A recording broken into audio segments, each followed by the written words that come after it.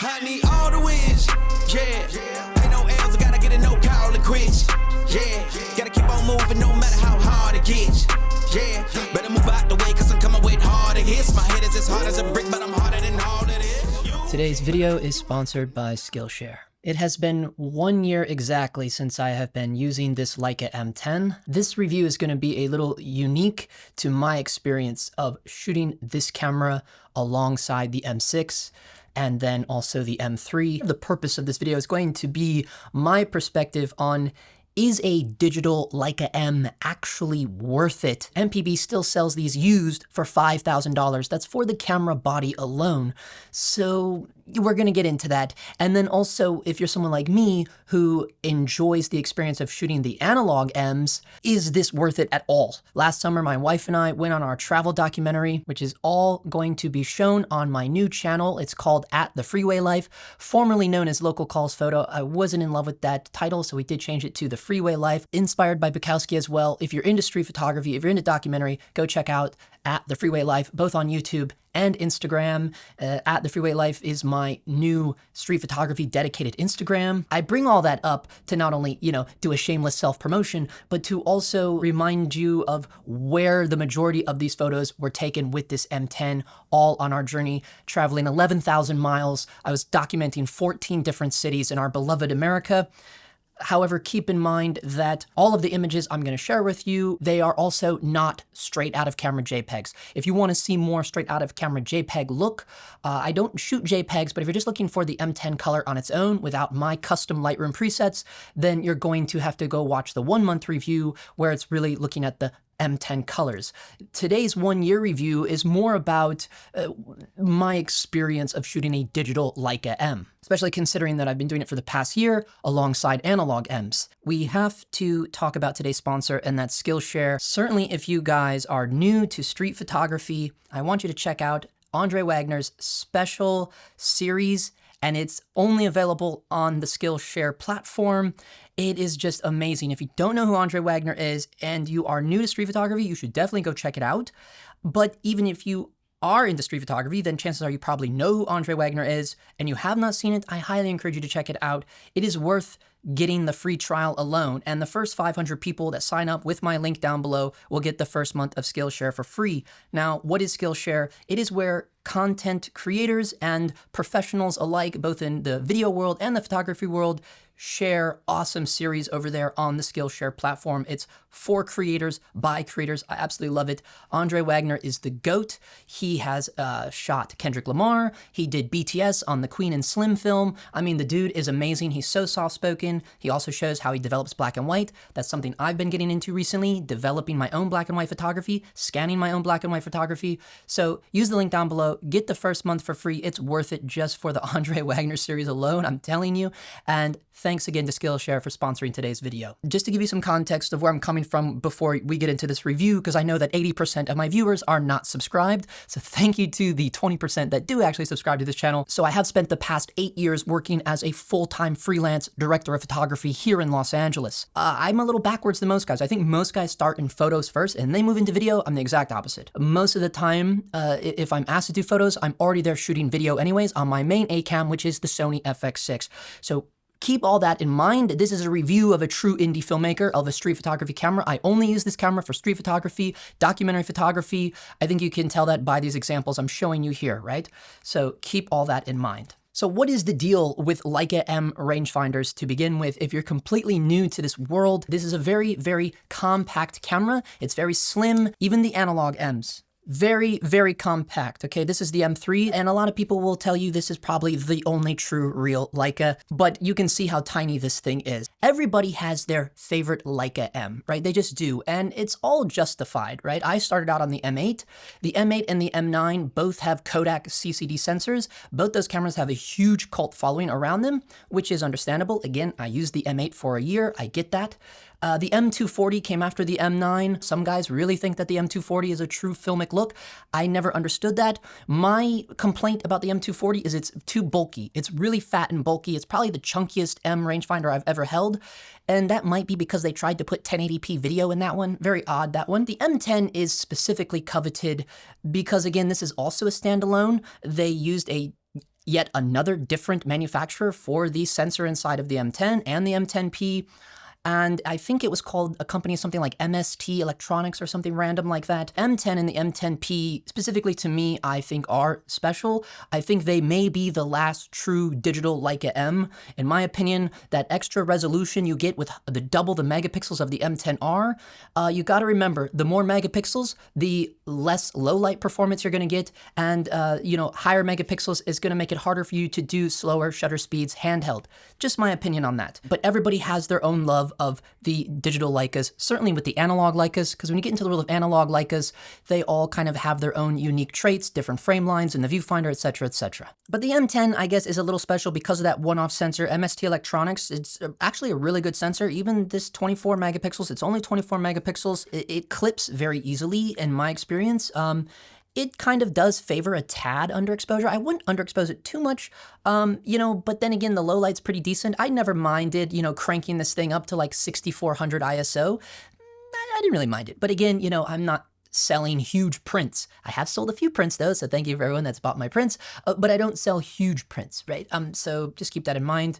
But yeah, I've never really noticed a bad issue with the low light performance. It was actually a lot better than what I was anticipating, and I talked about that in my 1-month review. But here's the reality of it. The colors of this M10 are amazing. Even though all of my photos I've been showing you do have presets on them, I hope you can appreciate, the idea of the colorimetry. I absolutely love it. Even though, I really was a big fan of the Kodak CCD sensor out of the M8. At the end of the day, this M10 does have something really, really pleasant. The dynamic range is pretty good, but it's not amazing. Again, you gotta remember, this camera came out in what, like 2016? It's outdated tech at this time. It's like what I said on the live stream a few days ago. Digital cameras are just miniature computers, right? We have to be real with ourselves. So investing in old tech seems weird to me. If you've never shot a Leica rangefinder in general, it is a great experience, and I encourage everyone to try it out. It will change the way you approach photography. It will change the way you think about photography. My biggest thing with shooting on Leica M glass for the past 2 years, that's a full year with the M8, a full year with this M10, but I was actually shooting on Leica M glass even a year before that. When I first started shooting with the Sigma FP, that's when I first started adapting Leica M glass. The M glass is where it really counts. And it doesn't even have to be Leica branded. This is the Voltlander 28mm Ultron. This is the very first Ultron ever made. So this is the f1.9 versus all of the other Ultrons that are f2.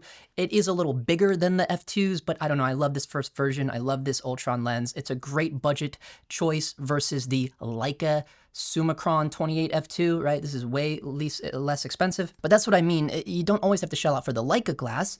You could do Voltlander, or even Light Lens Lab are doing amazing things, and I've reviewed a lot of Leica M mount glass here. We should maybe mention the live view. It's like I bought that EVF, right? But I never use it.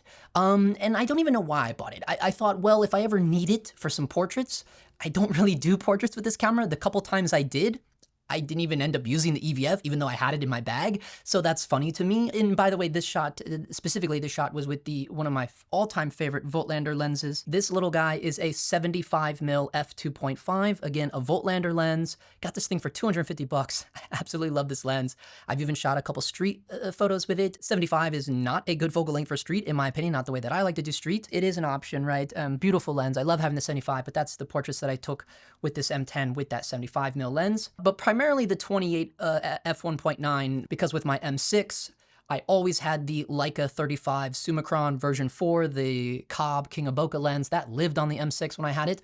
I did a review on that Cobb lens. When I would shoot alongside the M3, I would have the 40mm Summicron. That's actually what's on the M3 right now.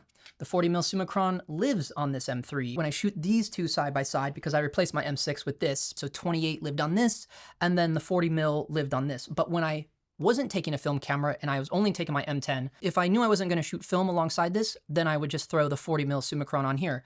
Because look how, the 40mm Summicron, there is a UV filter on there now, which is making it a tad bigger, but it's hands down the smallest Leica M lens. It's smaller than any Leica lenses I've tested and used and had, and I've had a lot of them, and I've done reviews on all of them. Again, I'll leave my entire street photography playlist down below so you can check it out. Hands down, like my favorite Leica lens. It's honestly, I sold the 35 Summicron, the coveted version 4. I sold that because I prefer this one. funny enough. I love the 40mm focal length. It just makes it so you don't need to bother with a 35 or a 50. And when you talk about true investment of lenses, I think M mount is the way to go. The fastest, smallest full frame lenses you will ever get, and they can adapt to literally any mirrorless camera in our current modern market, right? You can put the M mount glass on L mount, Nikon mount, Sony mount, Canon RF mount. They can go on any other camera. And that is why you see Leica putting out the Leica M08 cine lenses, which are just Leica M mount lenses with gears on them. They were used on The Zone of Interest. They were used on Ferrari. I think they used a little bit of on Civil War. There are tons of movies that have used the Leica M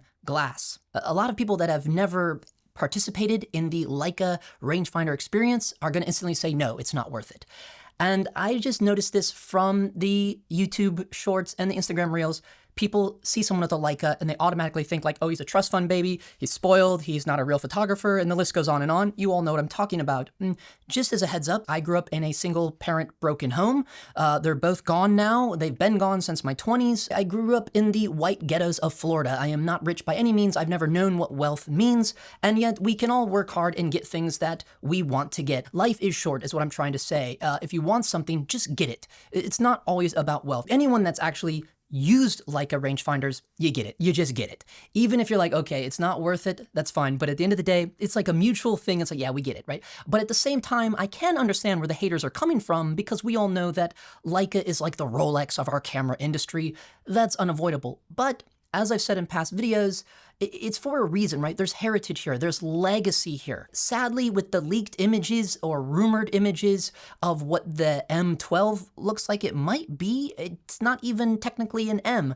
Remember, the M stood for rangefinder, right? And the newest leaked images of the M doesn't even have a rangefinder in it. So that is disappointing. So the M10 might be the last of the greatest digital M's. I don't know, maybe, we don't know. Because in my opinion, the M11 is just a little bit too far removed from what an M rangefinder should be. That's in my opinion. I'm sure you all can have your own opinions on that.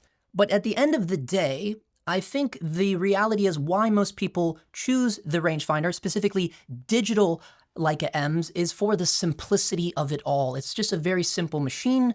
You have your f-stop here, your focus is always manual, you have your shutter dial, you have the little ISO switch on the top that's very specific to the M10, and away you go. There's literally only 3 buttons on the back here. It's very, very simple. If you spend $200, you can get this all Leica leather case, which makes it feel more analog because now it covers up the screen, but you can still flop it down and have access to that. It's the simplicity of it all, and I think that's what people are attracted to. With me, it's not so much of that, it's more about the actual rangefinder. That to me was a game changer for me when I first started shooting on the M8 a year before I started shooting on the M10. I've done a whole video on that. I also did a video from the roof of our RV in downtown Chicago. We were on our journey last summer talking about and sharing video clips of what Gary Winogrand has to say about the lovability of using a Leica M rangefinder. Obviously it's Winogrand, so it's in the 70s. It's talking about, you know, the film Leicas, but a rangefinder is a rangefinder. And that's kind of the beauty of seeing that, I guess, non-technology living on in the digital M's, at least for now. But that brings me around full circle to, for someone like me who actually enjoys shooting analog M's a million times more than digital M's, does it make sense to have both? It seems a little redundant. Certainly when, you know, you're someone like me that's not a insanely wealthy man, I'm sitting here going, man, MPB still sells this camera for $5,000. Maybe I should sell it.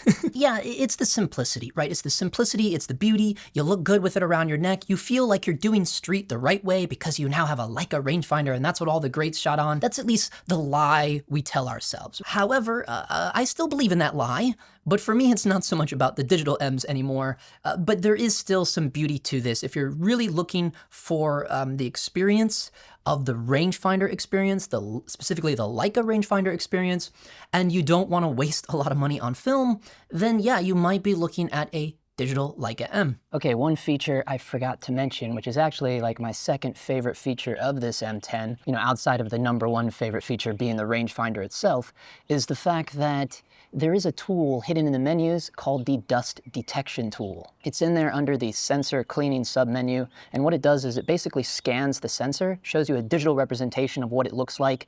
It's all white, And then if there's any dust or particles on your sensor, those will show up as little black dots. You'll know exactly where the dust is. It's an excellent way of cleaning your sensor. Yeah, I just absolutely love it because, you know, I've talked to a lot of other digital M users and they all comment on these cameras' uncanny ability to just attract large amounts of dust. You know, with my M8, what I used to do is what they call the sky test, where basically, you know, you'd stop all the way down, go outside, take a big wide picture of the sky, nothing else in there except the sky, and then, you know, take the SD card out, put it into your computer, pull it into Lightroom. Jesus, these birds. So it's just a lot to deal with. It's a pain in the ass, much like the birds that are right next to my head right now going nuts. Oh, this is a lot better. So with that in mind, you know, when using any digital camera, just as a pro tip, anytime you're out shooting, if you can remember, turn your camera completely off before you swap your lens, because anytime you have your camera on, you're sending a lot of voltage directly to that sensor. And as soon as you take the lens off, it's just gonna suck up any dust that's around it at all. So that's a little curtain there directly in front of the sensor, which, you know, that curtain only flies up when you're taking the photo, obviously. So I'm not sure why the M cameras are so attracted to dust the way they are, but they are. So having that dust detection tool is really cool. I wish every digital camera had that, honestly, because otherwise you're just blowing and guessing, and this really takes out all the guesswork. So if you've never used a digital M camera before, maybe you're shopping around, you want to check out the experience, and you're also thinking like, hey, I can just use the EVF, or I can use the live view if I get a newer M, and it'll be much like the same. That's not a good way of thinking about it. The live view on these cameras is horrible. The rolling shutter is horrible. The focus peaking is not that great. You know, the EVF is really old technology. It just doesn't make a lot of sense. Plus, it's not why you're actually buying the M camera. You're doing it to embrace the rangefinder experience. So you got to keep all of that in mind. If you're thinking that you're going to use it like your other modern digital camera, you're not. It's not going to be enjoyable for you. Just a heads up on that. Plus, the live view eats up these batteries like crazy. And I think it's also great to mention we have new merch. I absolutely love this. I'm sorry guys, we have to get all this shameless self-promotion out, and I only bring the new merch up because my wife designed all of it. So this is way different, right? This is high quality tees. This is their classic tee. It's very, very soft. And I'm only bringing this up because some of the t-shirts and hoodies have my street photography on them. So let me just turn around and do a demo for you. This right here is a photo I took in Ludington, Michigan with the Leica M6 Cine Still 400D. Underneath the photo of the truck is a little Jack Handy inspired monologue, I guess. So if you're familiar with old school Saturday Night Lives, Jack Handy is hilarious, little skits they used to do on old SNL. Anyways, if you're a fan of the show, which I know many of you are, check out the merch. We have pins, hoodies, tees, tote bags. I'm absolutely stoked on it. And keep in mind, Marianne designed all of these shirts and hoodies all on her own. So it's really, truly supporting DOGTIMES at its core. Now we're going to get into the reality of it, right? Once the honeymoon is over, all right, it's been 1 year now, and the reality is this is still a one-trick pony, right? It does one thing and one thing only, and that's photographs. And it does it really simple, and it does it with what some may say low resolution. It's only 24 megapixels, right?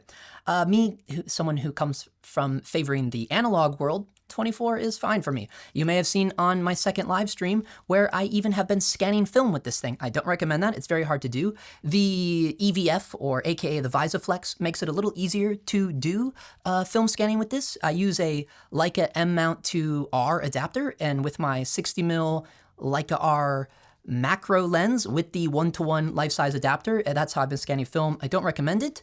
That's also been something pushing me to swap this out with something else. For about 6 to 8 months, certainly our entire travels, again, 11,000 miles, 14 different cities, follow at The Freeway Life.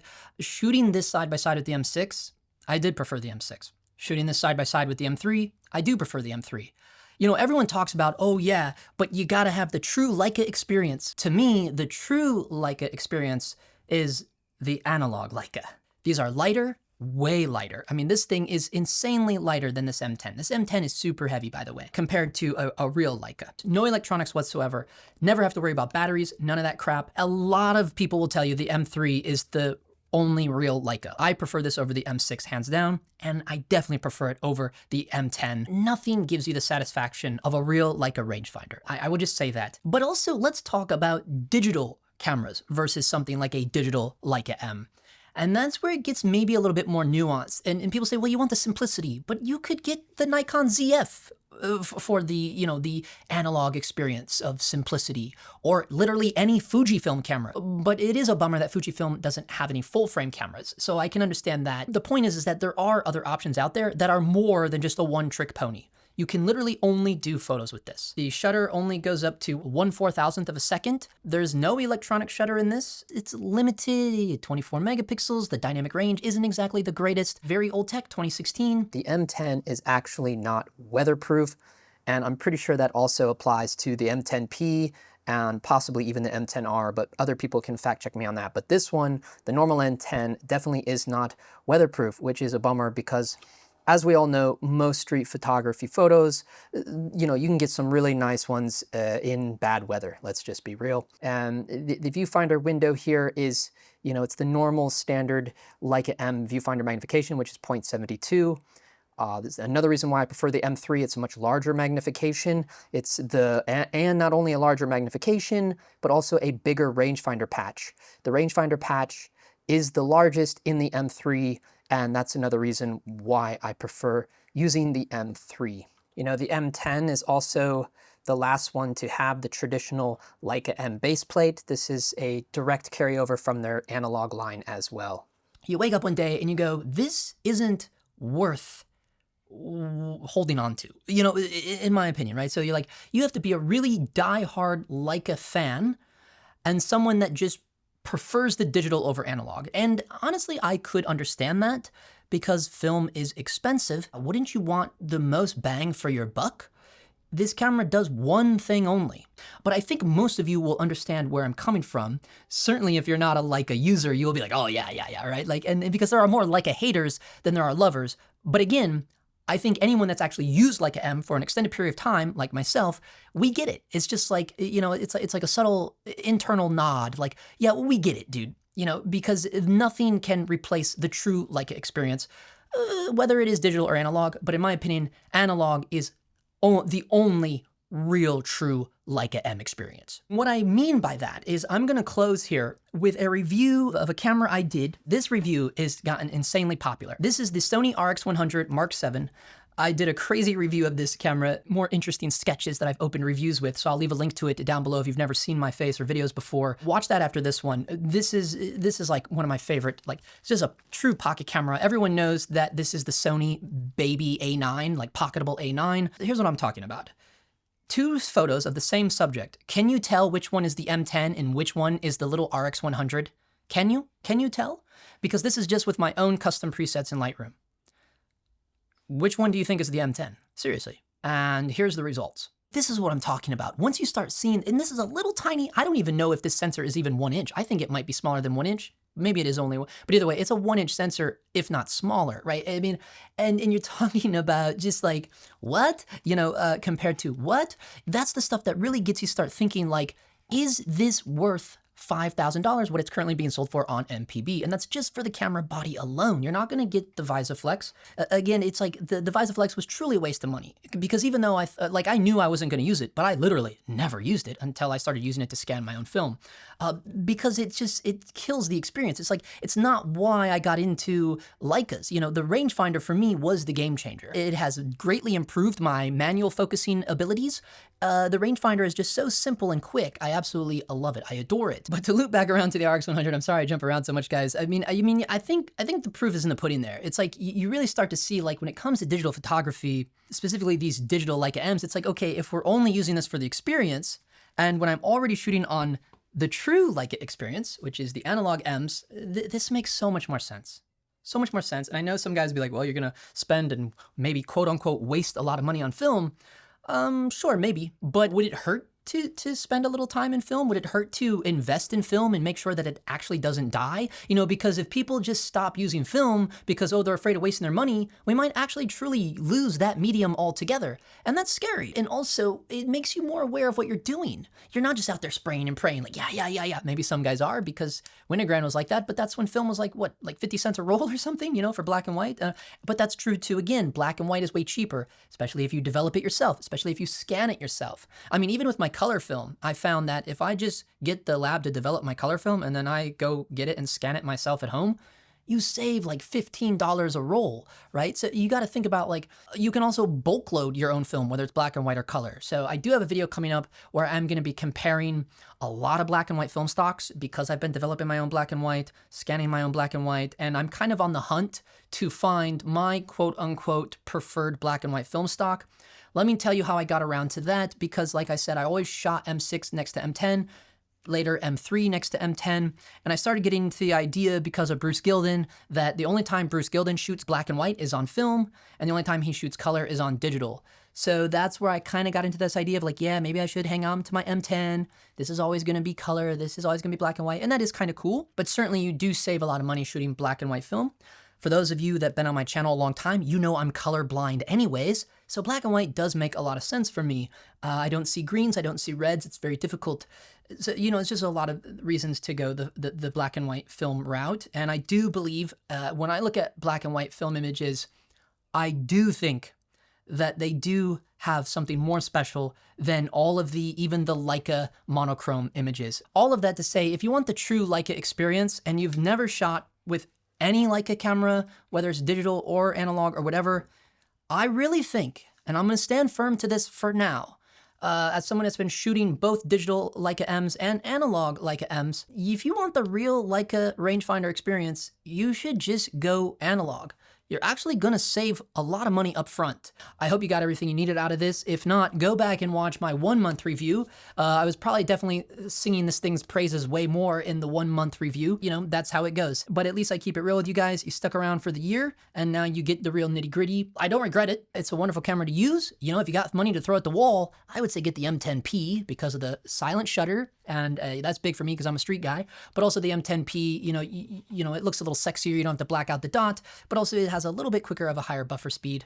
And again, I wouldn't go for the R because, you know, the higher megapixels isn't always where it's at in terms of low light and handheld experience, in my opinion. If I was a wealthy man, I wouldn't sell it. Quite honestly, I wouldn't.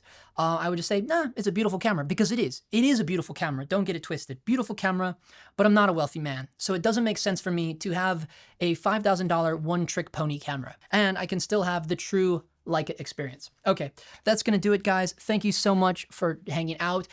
Join the live streams, man. The conversations in the live streams have been amazing, have been awesome. I mean, they go on for like 2 hours and it's just like, just great questions, great discussion. I absolutely been loving it. It's every Sunday night. The times change, you know, but we've been doing it Sunday evenings, so be on the lookout for that. And if you're subscribed, hit the bell, because I do usually share on the community tab, you know, like going live in an hour or whatever the case may be. So I try to give a heads up on the community tab, but obviously if you're not subscribed to the channel, you're not gonna see that. Anyways, let me know, you know, I can't wait to read the arguments down below, but let's all agree to disagree. We'll see you in the next one.